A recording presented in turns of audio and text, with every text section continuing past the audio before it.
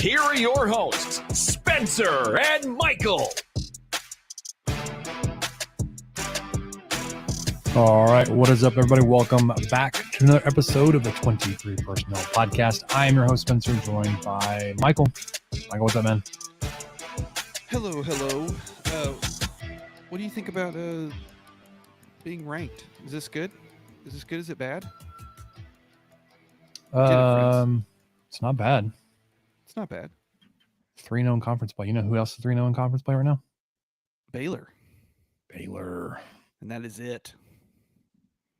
As far as the Big 12 is concerned, which is all that matters. Best basketball conference in the land. So, yeah.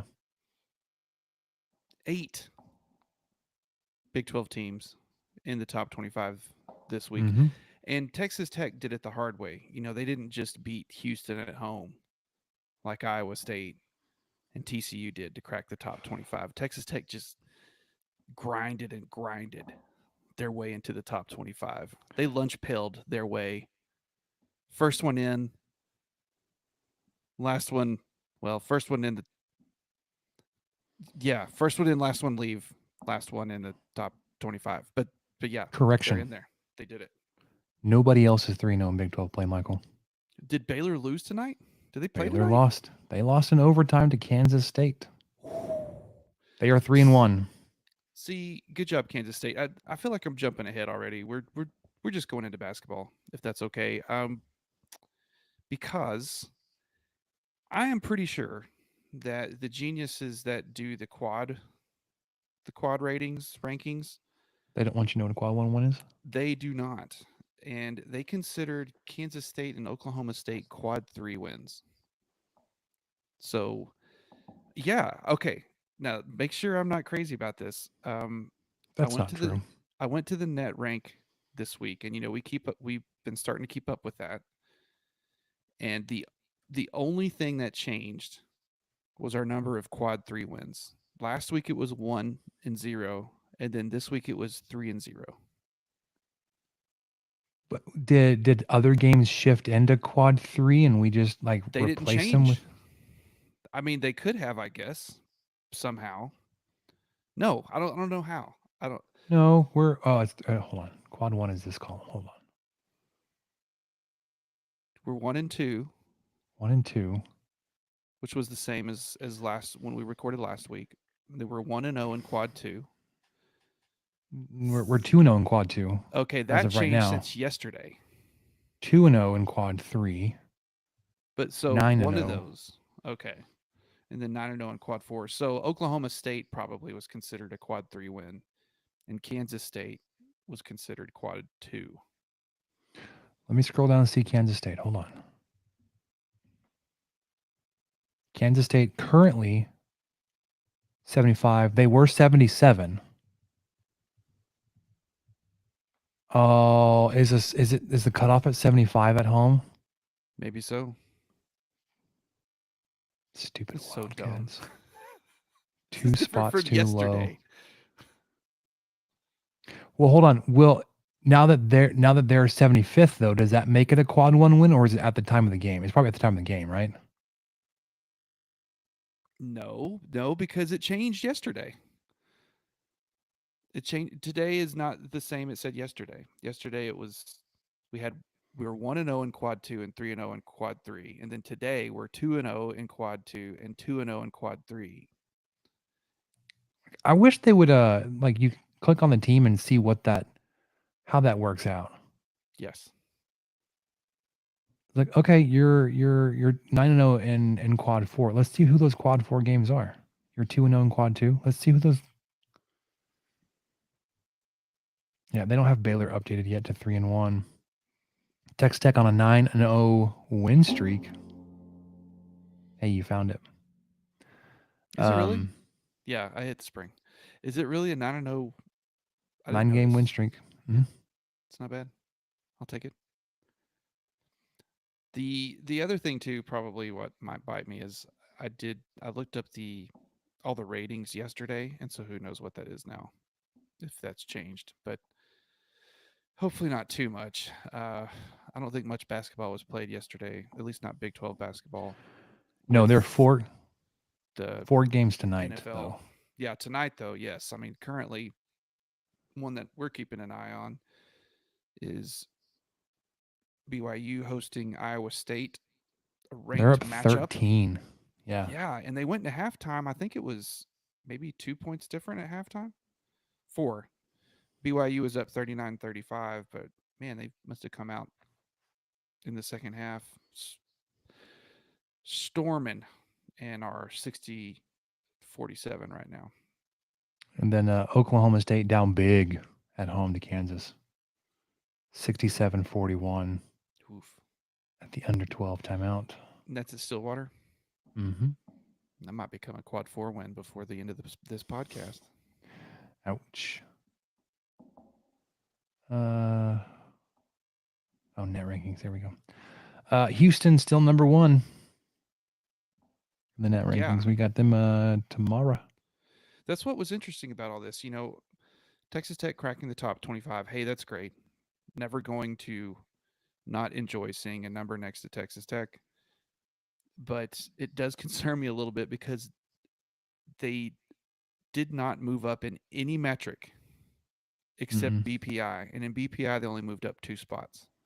Every single metric, they either moved down or stayed the same. So Haslametrics, after going 3-0 in conference, Texas Tech moved down from 33 to 34. Well, can you blame it though? Like it was not a good game. No, I Texas Tech. can't. That's why I'm kind of approaching this ranking with caution, knowing that it very well may not be there next time they poll. So 30 in Ken Palm, previously 28. BPI, like I mentioned earlier, that's the only one where they went up from 28 to 26. T rank stayed at 33. The net rank, which we're kind of talking about now, went down from 36 to 37. But that may not be the case anymore, Spencer. What do you still have that pulled up? What, net? Yeah. Yeah, I've got it. I was going to make fun of Texas being 1-1 in quad 2 and 1-1 in quad 3. I was like, how are they so low? It's because they've lost quad 2 and quad 3 games. They're 59th, by the way. Oh, Texas is? Mm-hmm. That's a shame. Kansas State 75, UCF 76. But we got a ton of Big 12 at the top. Houston 1, BYU 5, Iowa State 9, Baylor 12, Kansas 15,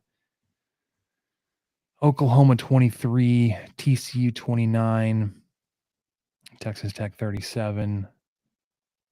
Yeah, that didn't move. That's still what I saw yesterday. Yeah. So. Well, should we talk a little bit about Houston? We can. We'll come back to football in a minute. But there was I think we mentioned Saban retiring last time, but there's been quite the ripple effect through the coaching ranks since then. We'll talk about that. Yeah. Yes. Nothing of importance happened this weekend. The Rangers are still World Series champions. I see. Okay. Cowboys may be looking for a head coach, but nothing of note actually happened.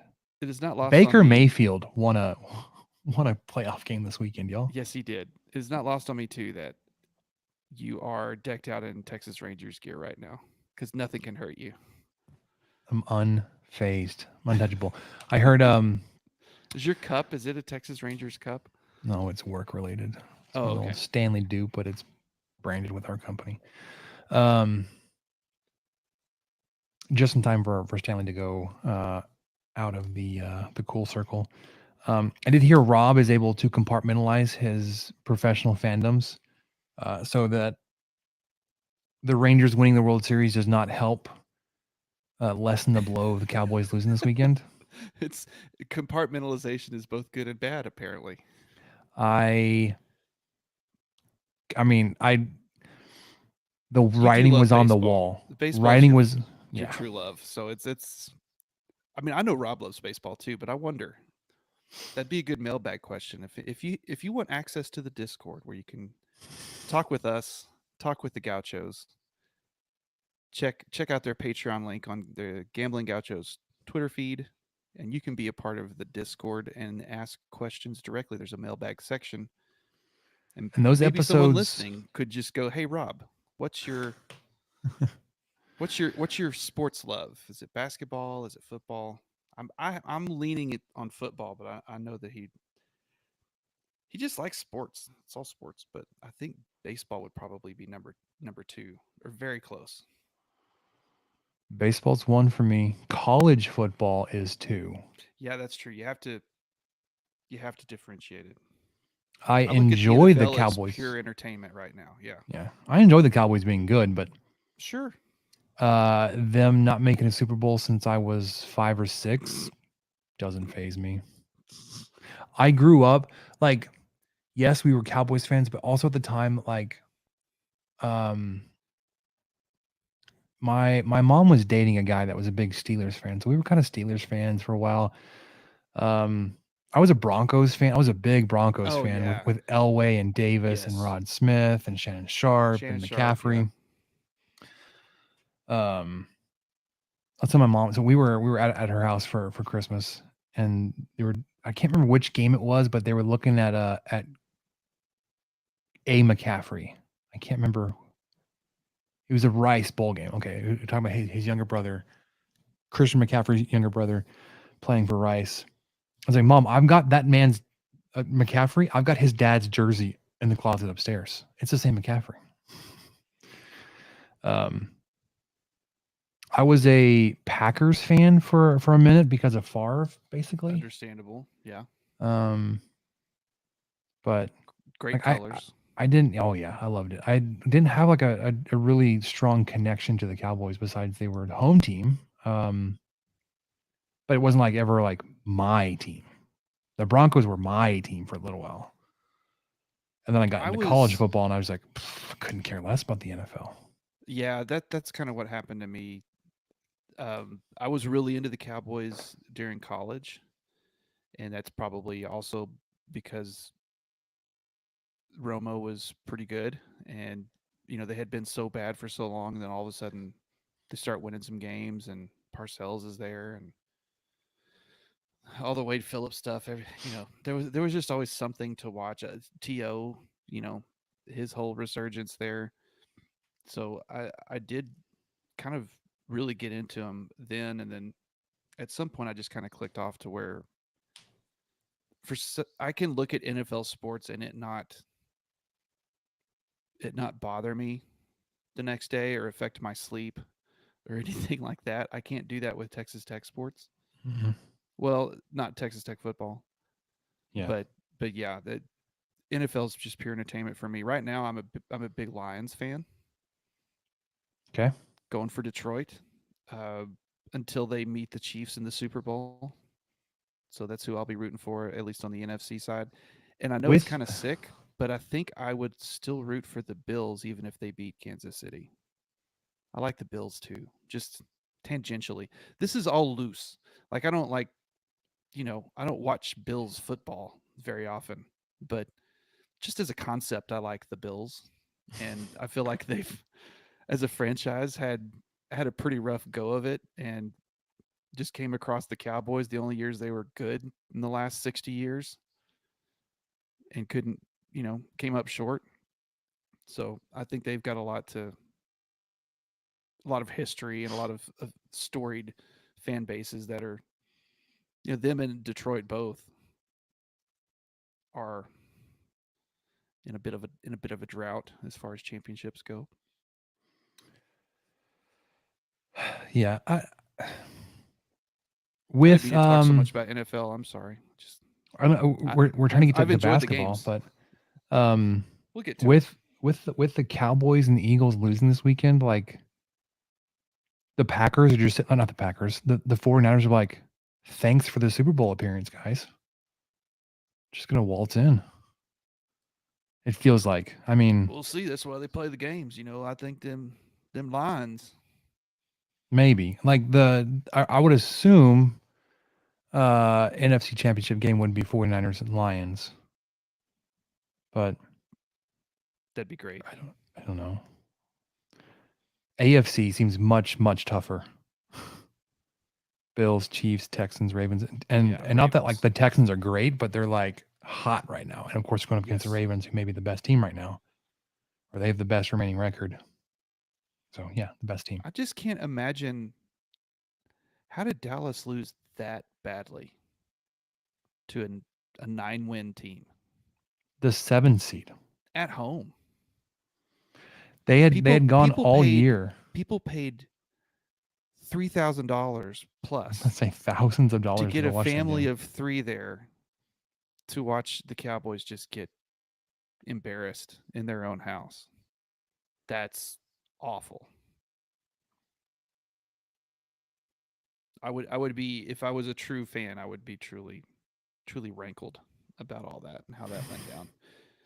But I Rankled. have my friend, shout out to the Ace Man. He lives in the Metroplex. He said, Did he go?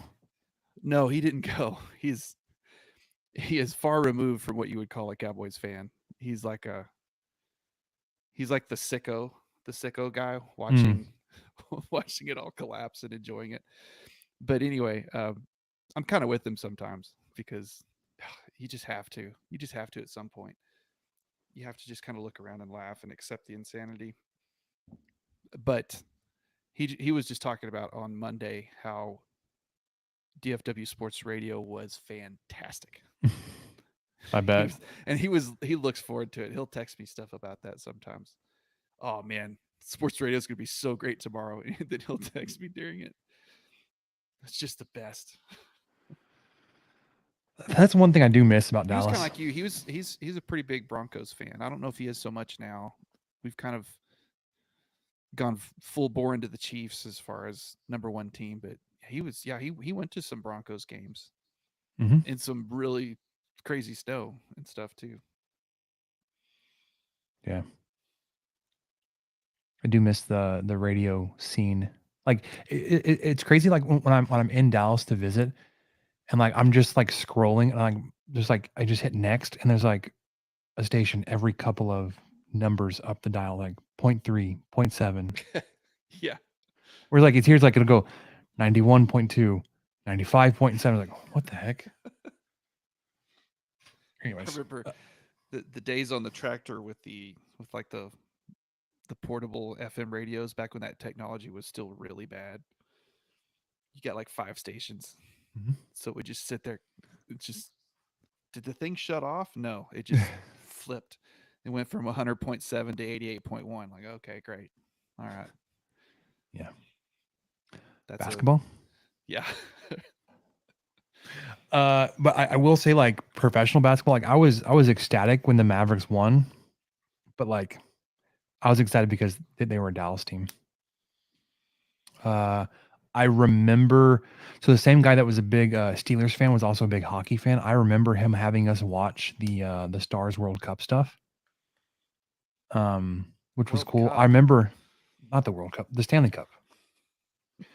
I remember the Stanley Cup coming to my elementary school. And I got to go see it Oh, that's really cool. up in person. Did you Up drink beer close. out of it? I was like 6, 7. Well, Let's I see. mean, light beer. When did the Dallas Stars win it? I can tell you what year I was in Stanley Cup. Well, they've appeared 5 times, 99, 2000, and 2020. They won once in 99. So I was That's got to be 99, yeah. so I was 10. Was that 5th grade? I was 5th grade. Yep. 3rd grade, 3rd or 4th. Something like that. Anyways, Texas Tech basketball though. Playing big game this weekend. We're back. We're back. We're so back. We talked about checking in at the rankings. 8 Big 12 teams, first time in conference history to have that many Big 12 teams ranked. Kansas at 3, Houston at 5, Baylor at 9, OU at 15, TCU at 19, BYU at 20, Iowa State 24, Texas Tech 25. You've got 4 ranked opponents in a row. Now that you're through Kansas State, Houston, BYU, Oklahoma, and TCU. Although, did TCU win tonight? Hold on. They may have lost. I think they lost. They lost to Cincinnati in overtime, so they may not be ranked by the Ooh. time you get around to it. Yes. To them, they were Cincinnati at home. They lost by 4 in overtime. But as it sets up right now, you've got a really tough stretch in your next 4. I don't know the It's already tough. schedule, but I They're know Big that 12 games. well, for sure, but I know that Houston's on the road, BYU's at home. I think Oklahoma's on the road. Yes, and TCU. They're back to back on the road. Okay, so of those 4, you get 3 of them on the road. That's fun. Yeah. No problem. Starting tomorrow. With Houston, your Haslametrics, we kind of touched on the rankings. They all dropped a little bit. You did win against Kansas State, but it's because you had a terrible stretch in the game. You didn't beat them as you should have. You struggled with them. BPI was the only one where you moved statistically higher and in the good direction. Everywhere else moved down. So at Houston, Haslametrics has them at number 1. BPI, then our net rankings has them, I believe, also at number 1. Haslam has us as a 13-point loss for you, which would be rough. They have just a fantastic, incredible spread that is Houston. They're scoring 75 points, giving up 51 per game. They're shooting 44%. They're holding opponents to 35%. They're not great at shooting the 34, but they only let teams shoot 27%. They also don't shoot a lot. They don't make a lot of free throws. They attempt 19 per game. They make 67%. But they rebound like crazy. More than 40 per game. Allowing teams 32. Texas Tech rebounds 36 per game, which has been a point of emphasis and improving, but that's a pretty significant thing. And then Houston turned the ball over 9.5 times per game, but forcing 17 turnovers. Texas Tech is giving up 10.5 turnovers and forcing 13.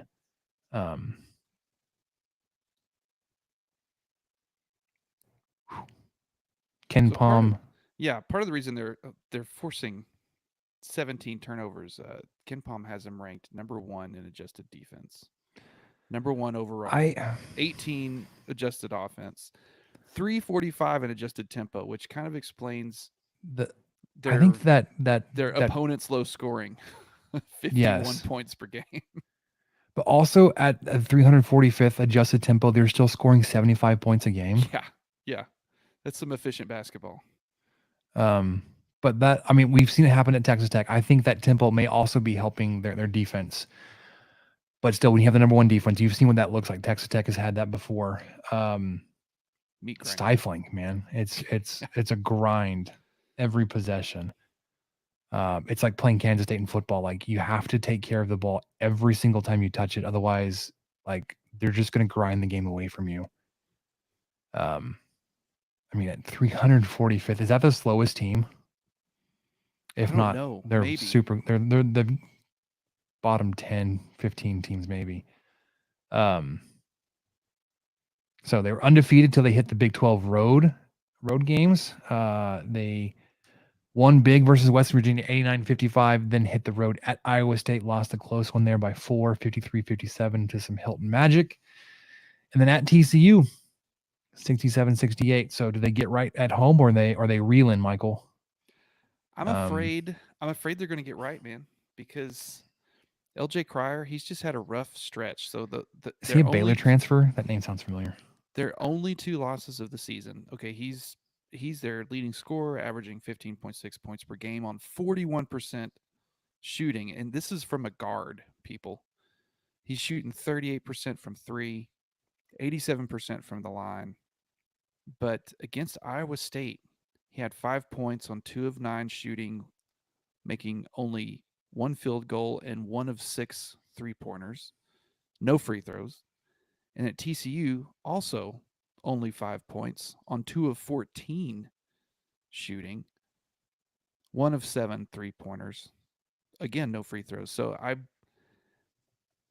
to have him underperformed 3 games in a row, and especially on a return back to home. And I'm sure they're motivated to right the ship. You know, they've gone 0-2 in their first 2 road games in the new conference.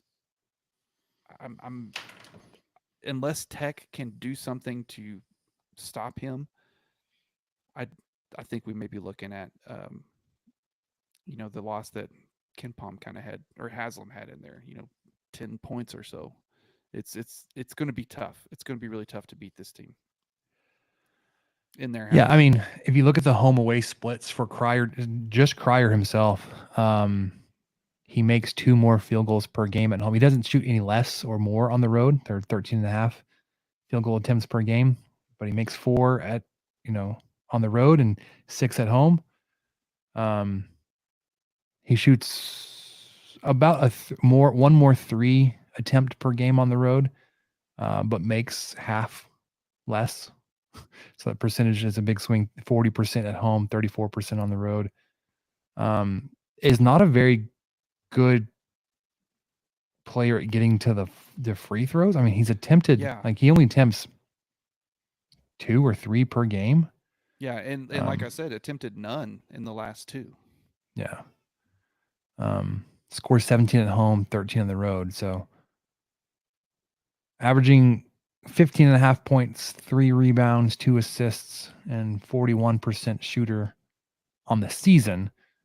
But those numbers are a little bit higher for him at home. And yes, he is a Baylor transfer, so we've seen him a lot. This is his first year at Houston. Sampson's been doing a good job at picking up former Big 12 players and retooling them to his roster and doing good things. The entire Houston system has done that. Football, basketball, not baseball yet, I don't think. Yeah, not yet. But not a big fan of Atlanta, Texas. In anything. The Astros, the Texans, Oilers, the Rockets. I liked the Oilers. I did like the Oilers. I had an uncle. He and his entire family were really big into the Oilers. And then, of course, when they went to Tennessee, that was just heartbreaking for everybody. I don't know if I don't know what they did after that. I think they just kind of gave up pro football. The Titans have an elite color scheme, though. Let's just be clear about that. The navy and light blue. It's okay. It's all right. Like a lot of NFL teams do it right. The team that doesn't do it, Cowboys. Get rid of those stupid green pants. You can't convince me. Those silver pants they wear that have the green tint to them, they're green. They're green. They're green. That's timeless. It's the worst. The Cowboys rock like 4 different blues. I know. It's too much. It's too much. It needs to be navy and white. Okay. It's America's team. How dare you? And then throw some red in there somewhere. Then you want to claim America's team. So tough trip tomorrow. We will do a recap and instant reaction on Saturday, not tomorrow. I'm not doing 3 episodes a week. We would be shooting at like 3 or 4 a week if we started doing that. Just trying to keep up with all the games we get. Especially if there's a game on Monday, then we record on Tuesday, and then Saturday. That's only 3, but I promise I can count. And it's not because we're expecting to lose. I just can't keep up with an episode after every game. Just put it that way. It's a lot to do. It works out when they play on Tuesday that we just bundle. If they play on Monday, we'll do a recap the next night. Well, Wednesday, 8:00 tomorrow night too. Yeah, it'll be late. We'll talk about that on Saturday. Saturday night. Not that that's any better. You're hosting BYU on Saturday. Well, hold on. Let's go back to this. Michael. What do you it's better. What do you see happening with the game? Like, do you think it's gonna be closer than 12 or 13 points, or is it you think it's gonna be pretty significant? I think it'll be by far Texas Tech's biggest test this season. A true away game. No, well, not by far. I mean, in Austin was nothing to sneeze at. But they weren't ranked first. Correct. I mean, they were still ranked, and they were probably overranked because of who they are, but they were a very good team and still are, and it's going to be a tough team to beat again. But I think Houston, what we've seen from them defensively and what they can do offensively too, and really control the pace of the game just overall. Tech's going to have to throw them off. Tech's going to have to push the ball. They'll have to, and then if they start doing that, this team's prone to make mistakes. So I don't think that's the wrong thing to do, but it may cost them more than it helps them. But I'm fine with trying it and just seeing if they can try to get this team running up and down the court and maybe make them a little uncomfortable. That said, man, this team barely they won a game they shouldn't have last week at home. Mm-hmm. I don't see it going their way this week. I would say maybe they keep it within 8 to 10. Yeah, but I'm giving Houston the win. Sorry, yeah, everybody. Same. And let's be we weren't projecting a undefeated Big 12 slate here. Yeah. No. Even your best years. I mean, you went on. Was it a 4-game losing streak in Big 12 play in 19? The year you went to the title game. I think so. I mean, there's been some streaks in maybe the Sweet 16 year too. I swear there were some 3 or 4 game losing streaks in January or something. So it's going to happen in this league, and Houston just may be a really bad matchup. Yeah. Let's just hope you contain it to 1. Get back on the right side on Saturday. You're hosting 20th ranked BYU. They are playing a tight one. Nope, it was a tight game at half. It is opened up to an 18-point lead for them at home versus Iowa State. They look to move to 2-2 in Big 12 play, 14-3. 5 p.m. Saturday evening, ESPN2. Ken Palm 11, Haslametrics 7, Net, what I say, like 5. So around the top 10. Another very good team, yeah. Haslametrics has this as a projected close loss as of today or very recently, 74-71. A lot like Houston, they have a pretty significant scoring advantage, and you'd expect that with the team of this caliber, but they're scoring 86 per game, giving up 63. They are shooting even better, more efficiently than Houston, 48% from the field, allowing teams to shoot 40. Texas Tech is shooting 46.5, allowing teams to shoot 41.5. Decent 3-point shooting team, 37%, but they're holding teams to even lower percentage than Houston. They're 27.1%. But they are a volume jump shooting team. They, in the sense, they don't get to the free throw line at all. 14 attempts per game. I think they were second lowest. At least what I remember. Was it Kansas State that was like, no, they were up there with Texas Tech. They were like Oklahoma State.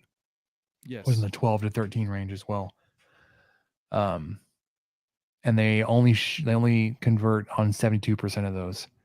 But again, they are even better rebounding team than Houston. 43 per game.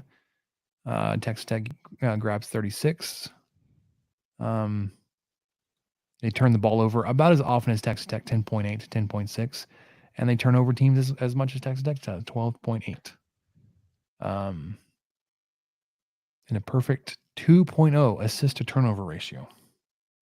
So they move the ball around and they facilitate well to their turnovers. We talked about they're not a heavy turnover team, but that assist ratio is pretty high to get to 2.0. Texas Tech is 1.4. A lot of teams in the 1.4, 5, 6 range. They're 2.0. But the biggest thing is you get them at home. In front of Raider Riot, in front of your home fans, the United Supermarkets Arena. Michael, who were they led by? I need to pull that up real quickly. It's not on Well, my. yeah, Jackson Robinson is their leading scorer. They've got 5 guys who average double digits. I'm gonna count the guy averaging 9.9. So guys averaging 14.3, 13.1, 10.9, 10 even, and 9.9, and those are in the same order: Jackson Robinson, Trevin Nell, Spencer Johnson, Noah Waterman, and Richie Saunders. Also of note, Trevin Nell is a 47% 3-point shooter, and he has shot a perfect 47 out of 100. So that's about as good of a way you can confirm that percentage is right. So he's a Tied pretty high volume shooter, but makes 47%, people. tied for first in 3-point attempts. They've got 2 guys, Jackson Robinson, Trevin Nell, both have attempted 100 even, or at least according to this before tonight's game. Jackson Robinson 39, Trevin Nell 47. Next guy, Spencer Johnson's attempted 68. Nope, sorry. Noah Waterman's attempted 83. Yeah, And then Johnson 68 and Dallin Hall 64. what's kind of throwing me off is that for a team that averages almost 43 rebounds a game, Noah Waterman's averaging 6.7 a game. No one else is even really getting close to that. So it's just a team effort. People are coming off the bench averaging 4 rebounds a game. I mean, Literally flying off the bench. Yes, yeah. Ali Khalifa is averaging 3.8, and so is Atiki Ali Atiki. Yep, 3.8. I was going to help you out with that one, but you got it. Thank you. Nailed it. Close. Fusini Traore 4.1. Richie Sanders 4.4. Trevin Nell 4.1. Spencer Johnson 5.4. Noah Waterman 6.7. Just a bunch of dudes. They fight for the ball. Everybody on that team rebounds, and that's going to be tough for Tech to compete with. But they can. I mean, they've shown that they can hang with teams that statistically kind of out rebound their opponents, and we saw them make that leap, like we talked about against Kansas State, how the first half and the second half were just completely different. Yeah. Trevin Nell's a 6'5", I would assume a guard from there in Salt Lake.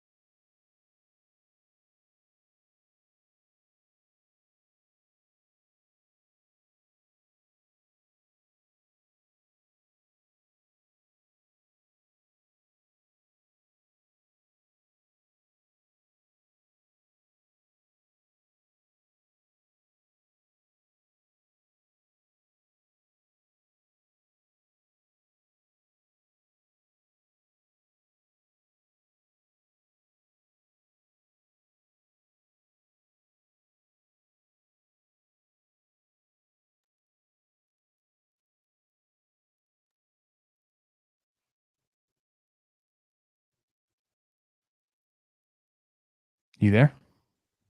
I'm here. Okay. I don't know what happened. It told me I think lost internet, and so I had to refresh. Same. Anyways, I was just going through the roster and naming off all the guys that were either from the Utah Valley or from overseas, because it seems like that's one of the 2 options for the players on the roster there. BYU. Got your work cut out for you this week. Next 4 games really, but on the road at Houston, back at home, BYU. I think you got a great shot for a really competitive game this weekend. And really want to boost your resume and confirm your status, your standing in the conference, this is where you can do it this week. And then you don't have a midweek next week. We'll have a preview for the Oklahoma game, which is next Saturday, the 27th, which is the day of birthday parties for the Rogers family. We've got a bunch of them. I think we have 3 back to back all across the city. So that'll be a fun day. But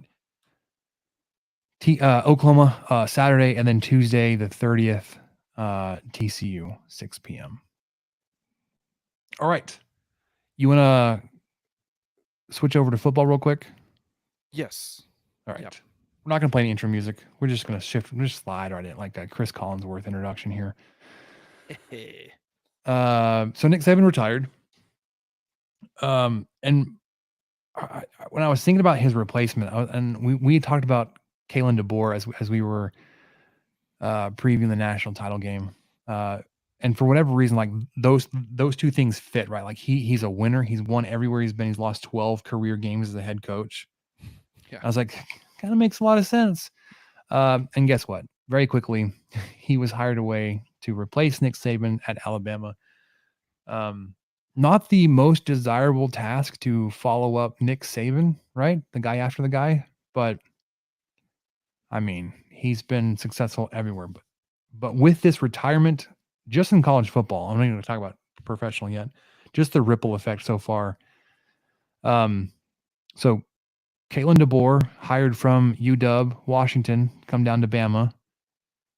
Washington's backfilling with Jed Fish from Arizona, which is very appropriate for Texas Tech to be thinking about, because as a newcomer into the Big 12, Arizona projected to do pretty well next season.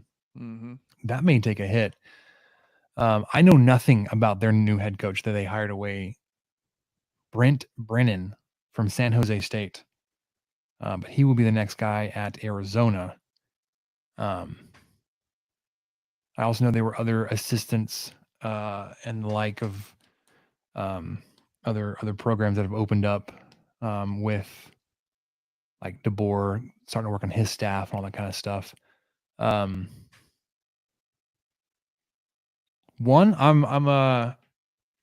know that we'd heard or we'd seen, maybe just within our own circles, Michael, that DeRuyter's name had been floated out there as a possible head coaching candidate, especially as we were looking at like Arizona and maybe even for San Jose State. But at this point, Tuesday night, January 16th, he is still a member of the Texas Tech football coaching staff. And if he were to move on to San Jose State, it would suck. Yeah, for we're Texas glad Tech. to have him here. Yeah, for sure. But I wish him the best of luck. Not sure if he wants to get back as a head coach, but we've loved having him as a defensive coordinator. Love the direction it's been heading past couple of years under him. But yeah, ripple effect, transfer portal of head coaching, which I guess then does kind of reopen a secondary window for all these schools that lose their head coach. I think it's a 30-day window that players can enter the portal again. We've seen the first Alabama casualty as a receiver that is going to be transferred to Texas, posting with all kinds of Lamborghinis on his Instagram, geotagged in Austin. So I think that's pretty well set. I mean, if only Lubbock had a Lamborghini dealership, Michael, we too could be reeling in the 5-star top tier transfers from across the country. Oh, what could have been if it weren't for a giant fraud. Do you think he would have gone after having like a luxury brand like that? Well, like I distinctly remember Ferrari branch. One of the last times I saw Rager Dykes have a car in one of the local parades, it was a Lamborghini.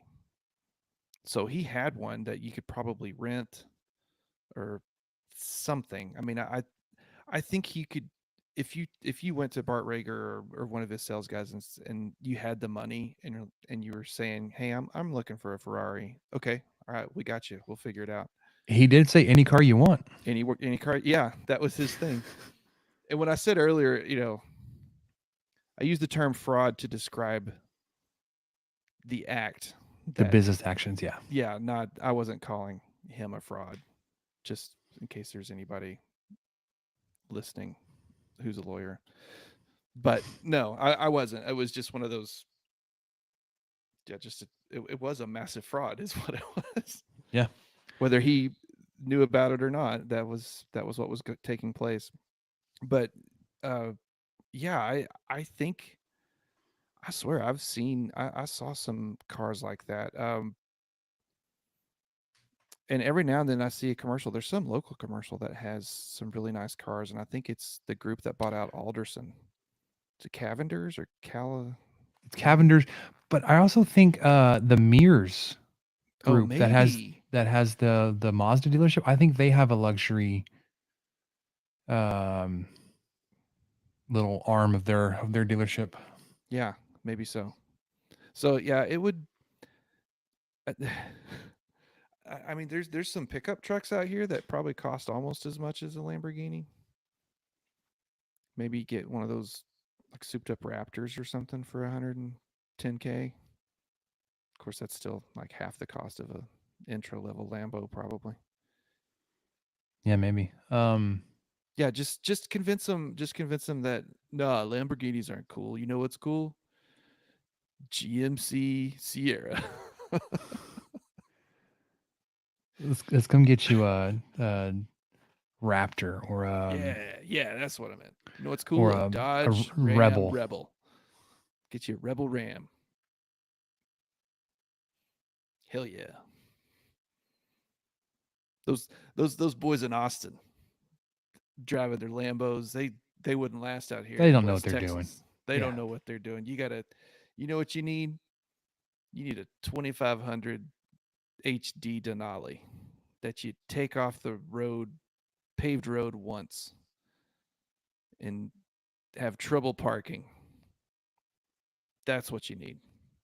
That won't fit in a garage, a normal No. sized garage, because they're all too tall now. You need to build its own little carport enclosure. Yes, with mirrors the size of, Isuzu pickups. It's true though. F350 Platinum Harley Davidson King Ranch Titanium. That's what you need. Is that an actual combination of packages? Because it sounded right. I just Individually, they all are. I may have made up titanium. no. Well, that's Ford. But they Oh do no, have it's platinum. platinum. It's platinum. Yeah. That's what it is. And That's King what I was Ranch getting. and Harley Davidson. I don't know if they do Harley anymore. I think Harley and King Ranch are two different levels. A Ford boy will let us know. Yeah, I'm sure.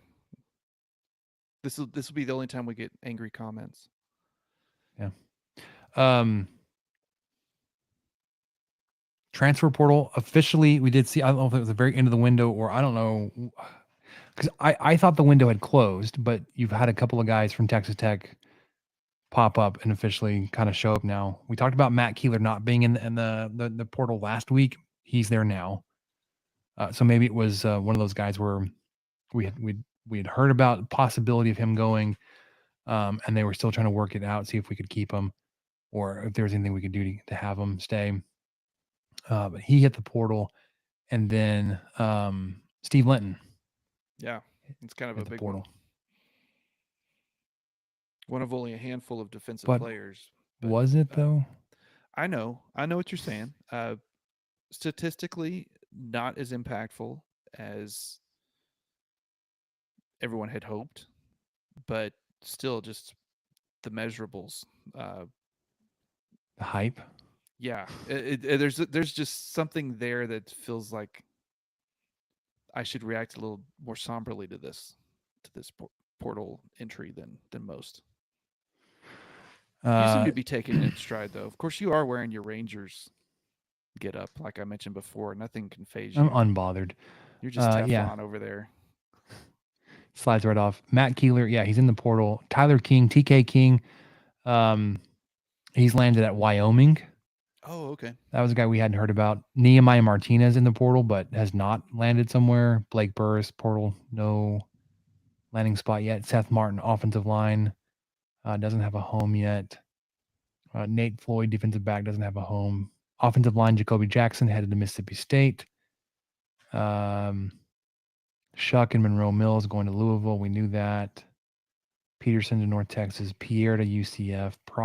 Miles Price to Indiana. Jerron Bradley to Boston College. J.J. Sparkman to UTSA. Loic Fungi to Vanderbilt.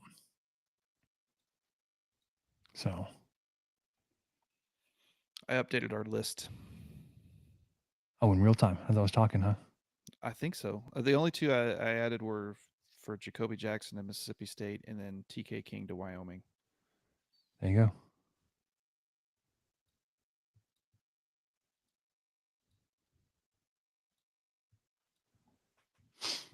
Let me double check real quick. Make sure we got all incoming guys listed here. Josh Kelly, wide receiver from Washington State. Vinny Scurry, offensive line from Toledo. Caleb Douglas, wide receiver from Florida. James Hansen, defensive line from Nevada. Jean Carlos Miller, tight end from Elon. Jalen Conyers, tight end from Arizona State. Javon Jackson, corner from Fairmont State. Jack Burgess, punter from Weber State. Sterling Porcher, offensive line from Mid Tennessee. Devin Cromwell, defensive back, corner from Guelph up in Canada. Defensive back, Javion Wilcox from TCU. Offensive lineman, Davion Carter from Memphis. And then Jason Llewellyn, tight end from Oklahoma.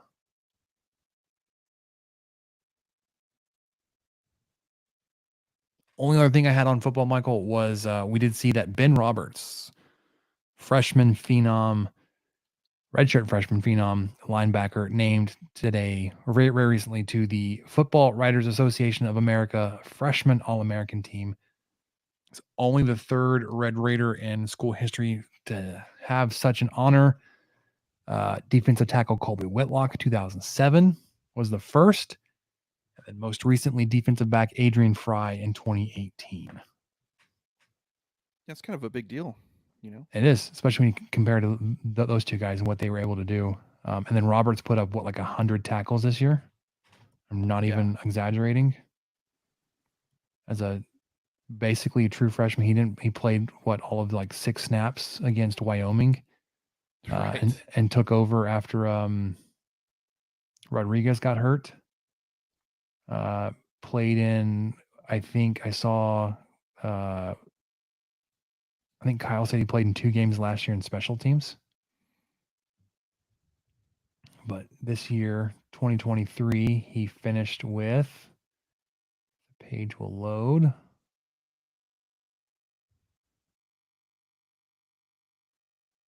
It will not. 107 total tackles. In 13 games. So, there you go. That'll do it. 55 were solo. Roberts and Rodriguez, just a fantastic duo at linebacker. Excited for those two. Instead of Car Ramrod, could it be like Car Robrod? Rod? Is that good? There's Yeah, something sounds great. there. Okay, thanks. Let's wrap this up with what did we learn, Michael? How about a short episode tonight? What do you think? Yeah. What did we learn, Palmer? I don't know, sir. I don't know either. All right, you want to talk about the weather? Because that's a thing. Or do you want to talk about EA Sports College Football coming back? Well, we're both dads of a certain age, so either thing is on the table. Well, this was before we hit record. I was on a call today, And a lot of my colleagues across our corporate office are based in the Northwest, and they're also like, just the entire country's in with cold right now, like just crazy cold. It's like, oh man, it was 18 degrees and snow. Like we're snowed in. I was like, it was 4 degrees this morning when I took my son to school. Thankfully, it was dry. The only ice we have is people that are still running their sprinklers. There was new ice. It was like, guys, you know how easy it is to go turn it off or to turn your weather sensor on? Like, yeah. I it saw some of that this morning. would be a minor miracle if you didn't damage your system running it in 4-degree weather. Oh, yeah. There's no way that they're not going to have to replace a bunch of stuff. Huh. How come none of my sprinkler heads are popping up? Why is my entire yard just mush in the spring? Like I've been trying to water. What happened? Maybe all your pipes are my just. water bill is massive. Why is the left side of my house sinking? Yeah. I have an idea.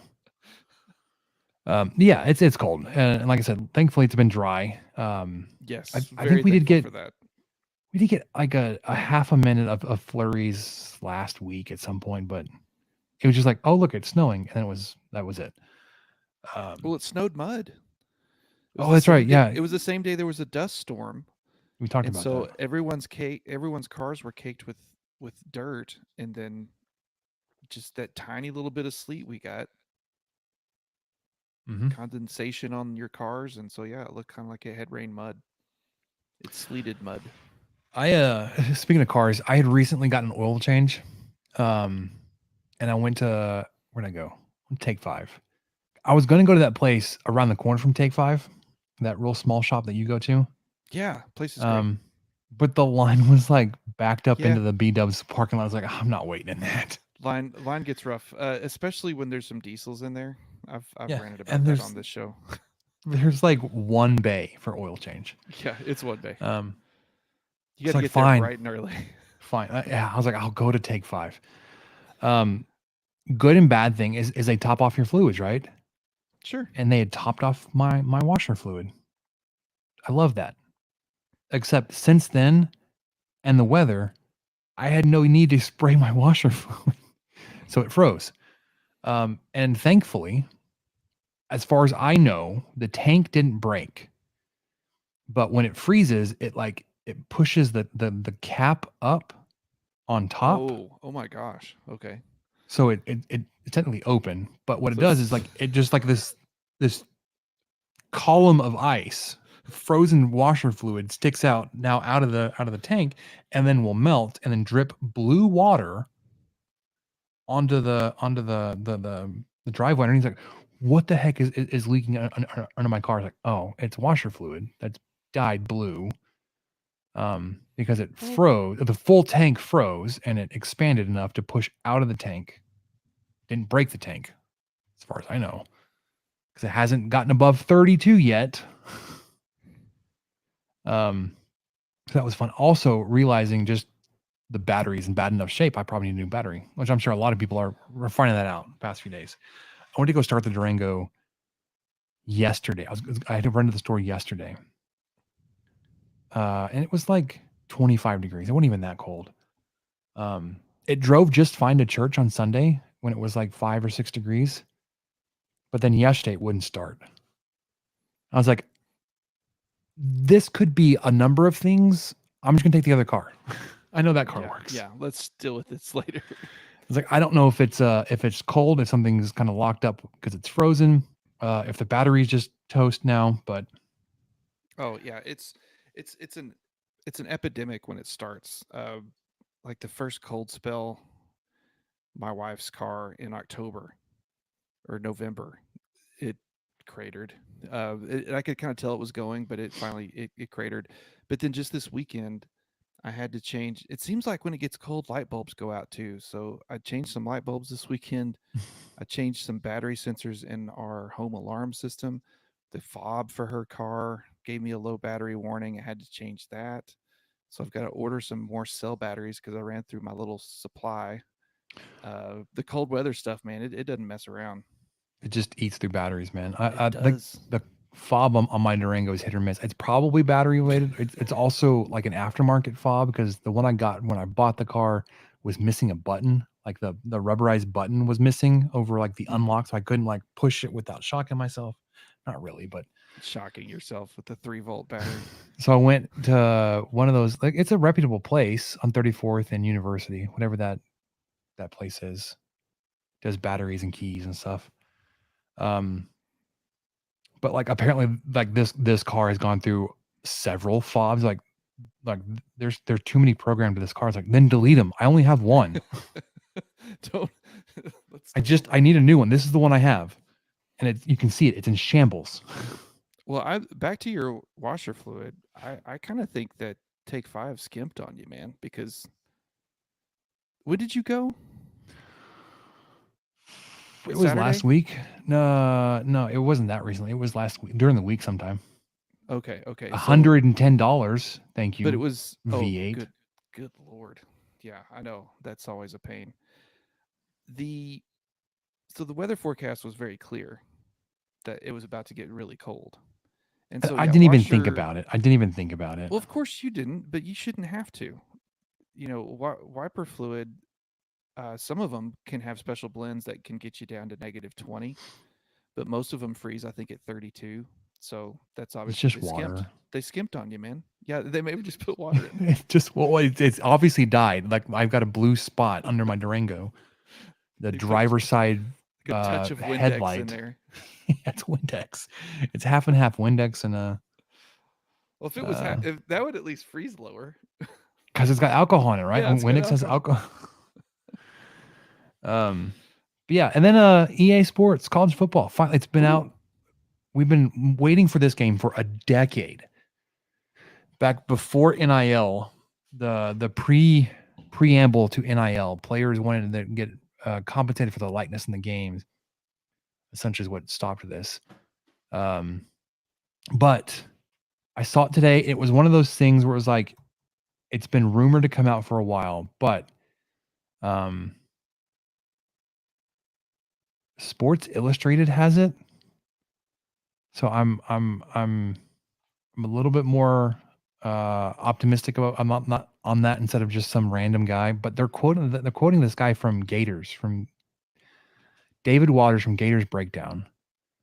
He's a Florida guy. EA Sports. It says sources. EA Sports College Football plan to launch July 12th, 2024. Sounds reliable. EA Sports has not confirmed a hard date. That sounds about right, though. Isn't that about when Madden come out? Yeah, and they were always launched together. And this was typically about the time they would do it in July.